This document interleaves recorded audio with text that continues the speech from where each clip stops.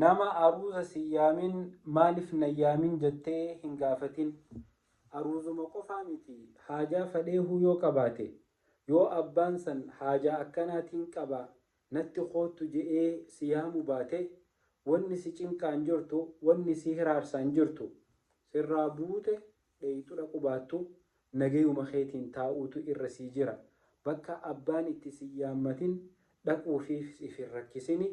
Maaliif nayyaamne jetteetillee hin cinqatin. Abbaan san wanti siyyaaminiif waa lama keessaa wahuma takkaafi. Imma numa irraanfate haajaan itti heddummaatteetuma osoo haanii fi hayyaamuu irraanfate akkasumatti zannii toltee aboonii irraanfate walleen tanaaf na dhiise jetteetuma ati susteetuma akka naman arkinee bira dabarta. Yoo ammoo tan lammaffaati sumaatu bakka saniif hin barbaachisinii siyyaamin. Bakka namni hin barbaachistu je'ee itti siyyaamin ammoo dhaabbachuun xiqqeenya. Ummata keenyarraa yeroo hedduu gizee harkan aboo abaluu keenya bara hayi osuma nuti quban qabne ilma nu duubaa fuusiste maaltu si darare ilmaa miti yoo fedhe ganda isaanii hunda haa fuusisu.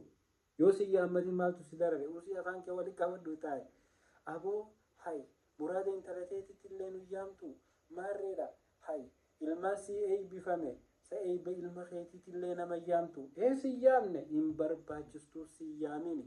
Khalaas bakki inni itti siyyaamin san siituu irraa hin barbaachisne siyaamuu hin fadhini takkaanni irraanfate zanni tolii bira dabre wanti ifiis rakkistee namallee rakkistuuf takkallee hin jirtu obboleessa kiyya obboleetiiti. Siyaaman dhaqi siyaamu baaddan khalaas walin mariif duuba achi kan irraanfadhu ifuman rakkin obboleessa kiyya obboleetiiti.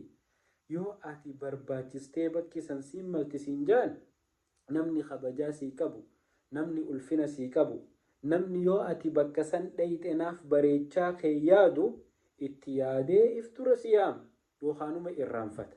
Yoo ammoo ati isan barbaachisne yoo ati bakka san dhayxee waan inni hin feene nama dubbatu taate haajaa isaa tana muraada isaa kana nama dubbii adda addaa fofoqqottuun takkaan yaa'iin takkaan taariika hin jirreen nama duraa waliin laaqu taate harka marateetuma akkuma naman arkiniititti si bira kuta.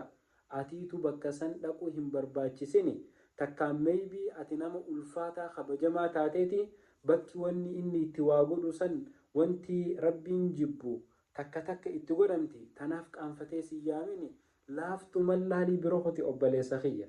Walilleen cinqina walilleen hiraarsina maaliif nayyaamin jetteetilleen cinqatin akkasitti akkamittiin dhaqallee jettee hin cinqatin gaafa siyaaman ka'ee dhaqi gaafa siyyaamin afaan kee walitti qabadhu taa'i. Wassalaamu alaikum.